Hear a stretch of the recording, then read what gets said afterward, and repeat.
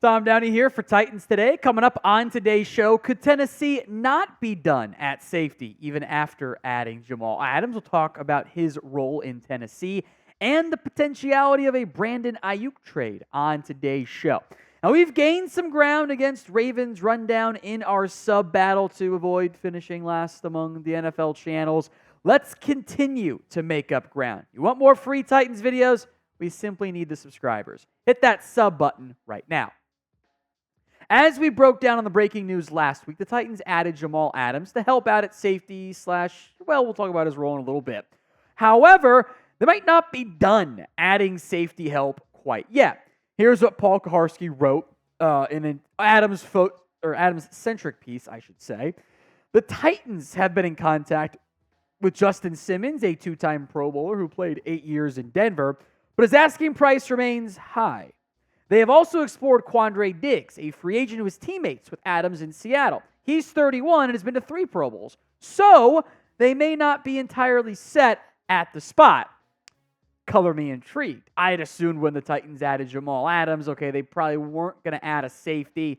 It'd be a little bit of a surprise to them add 2 of the 3 best out there in free agency unless an injury happens. But I ain't mad at it. I'm always on team add better players, add more talent. And I do think even with Adams in the fold, you probably do still have a need at safety. Look, Jamal Adams is not a coverage guy. We mentioned that when we broke down the news of his signing. That's not who he is anymore. So you have Amani Hooker, you have Elijah Molden. Do you have another guy that can be more than just a box player beyond? I think Hooker can do both, and Molden, of course. I don't know if you do. So if you can affordably, which is with Simmons and maybe Quandre Diggs, acquire those guys, and they're open to being rotation pieces, not maybe being guaranteed, quote-unquote, a starting spot, I'd bring him in. I'd also say, hey, if an injury happens, you got to go add one of those guys. That's why some players like to wait until further along in free agency into the camp cycle to sign. So should Tennessee add another safety? 1 for yes, 0 for no. Sound off for me with the pinned comments of today's show. I am still down to add Diggs and Simmons. I think they are the 2 best free agents left unsigned. This does come with the normal caveats of, the money's got to be right, the role's got to be right for both parties involved. But in a bubble, give me those guys. I think Simmons at least probably starts over one of Amani Hooker or Elijah Molden, whichever one you want to rotate or figure out. It probably would be Molden more so than Hooker, but I think he's the best of the 3 is the point I guess I'm trying to make there. He has ball hawk abilities. His interceptions dropped last year. He still picked off 3. That's pretty good. He's been a pretty steady player despite missing some time with injuries in 2022. As we've said before, as I will say again, I don't really get why he's unsigned. Feels weird to me. Quandre Diggs, I thought, kind of got maybe a bit more of the blame for the Seahawks coverage woes than he should have had last year, but he still deserves some of the blame. But he can do kind of like, he almost might be like a supercharged version of Elijah Molden. Was a corner and nickel at times, made the move to safety, kind of maximized his play. He'd be a hell of a vet mentor. Now, I don't know if that's the role he wants to take on. I wonder if he wants a bigger role than that. But the worst thing you can do is call, right? So pick one to sign. JS for Justin Simmons, QD for Quandre Diggs. Let's go more in depth on the Adams role before we talk Brandon Aiyuk here on today's video. Adams has joined the Titans, but he won't truly be deployed as a traditional safety. The game has changed. We're not fully into positionless football the same way we are for positionless basketball, but that hybrid-esque player is a bit more common these days than when the Cardinals first deployed it with Deion Buchanan, or one of the first, and everyone kind of freaked out over it. Here's what Paul wrote. The team views Adams as a potential big nickel the defense wants to stray from base personnel on base downs against personnel featuring multiple tight ends. He will get chances to blitz from the safety spot and could play dime linebacker in some third down packages. I think that's the right role. I feel confident that the Titans have properly evaluated Jamal Adams. He's not someone you're going to drop back into, cover 2. He's not a cover 2 deep safety. He's barely the same cover 3 box safety he used to be. You cannot be afraid to blitz him. I know Adams didn't like the Blitz Boy moniker, but shit, man, when you're getting double-digit sacks, that's not a bad thing, you know? And you look at what Tennessee has at linebacker. We mentioned safety, right? Kenneth Murray's got athletic juice. Cedric Gray has athletic juice. James Williams, I think, is a J-Ron Curse safety linebacker hybrid. He's also a sixth-round pick. I'm intrigued by him. If you want someone to be that big nickel guy, Adams is one of the only guys on the roster that can fill it. Now, injuries have been a massive issue. He has missed a ton of time. He didn't live up to expectations in Seattle, but he had all those sacks. And then Seattle was like, okay, no more blitzing. I honestly think that was a mistake. Now, talk about the what you paid him to do versus what he was best at might have also been a mistake, but two wrongs don't make a right. Allow him to blitz. Keep him in the box. Don't ask him to go, man-on-man, one-on-one with Evan Ingram. I think it'll go well.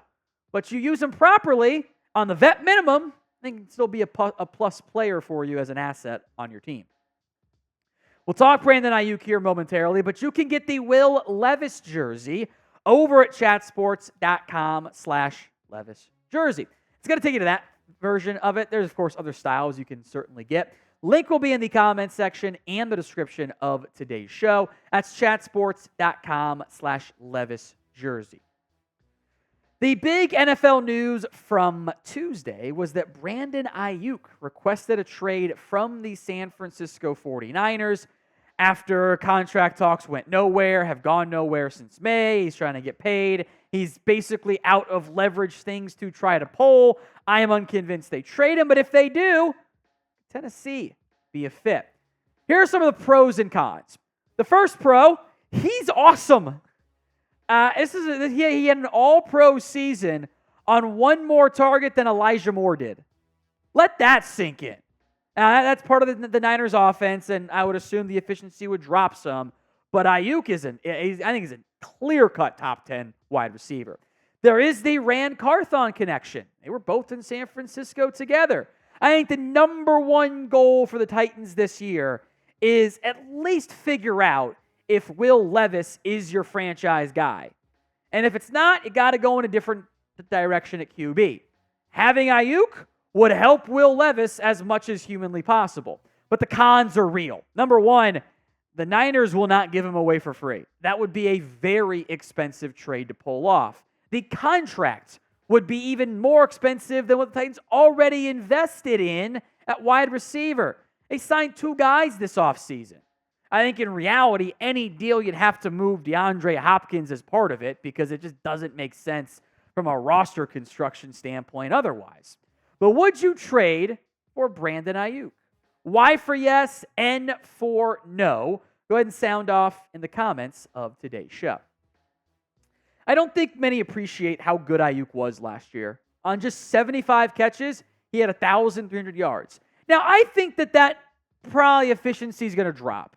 But I think it can still drop by a full 2 yards, and we're still talking elite-level production at the wide receiver position. I think he's a fantastic route runner, one of the best in the game. He offers after-the-catch ability, too. And that combo, when you can get open and do stuff once the ball's in your hands, it's a very simplistic way of saying he's good at playing wide receiver, as long as you can catch. There are examples of fast guys who can't catch and those stuff. I'll never forget Troy Williamson. You guys remember him, the Vikings receiver? I know, Chris, it's before your time. Man was fast. He got open. He couldn't catch for shit, and he flamed out of the NFL as a result. I know what the contract Aiyuk is searching for. He wants the Amon-Ra St. Brown deal. I think that's fair. $30 million per year for a bona fide number one receiver? Yeah, I get that. The Niners were offering $26 million. The Titans just paid Calvin Ridley huge money. Are they going to double pay a wide receiver? At that cost, that's a lot of money. The biggest issue, I think, is you don't know if Will Levis is your guy. And although I think he can be, it would require an A.J. Brown trauma alert type trade package to acquire Aiyuk from San Francisco. Now, maybe you throw in DeAndre Hopkins in there, and it's like a second-round pick. So you don't have a third-round pick. But you need that first, potentially, to go get a new quarterback or sign somebody else or do something. So I think the opportunity cost involved, as much as I love Aiyuk, is too much for Tennessee.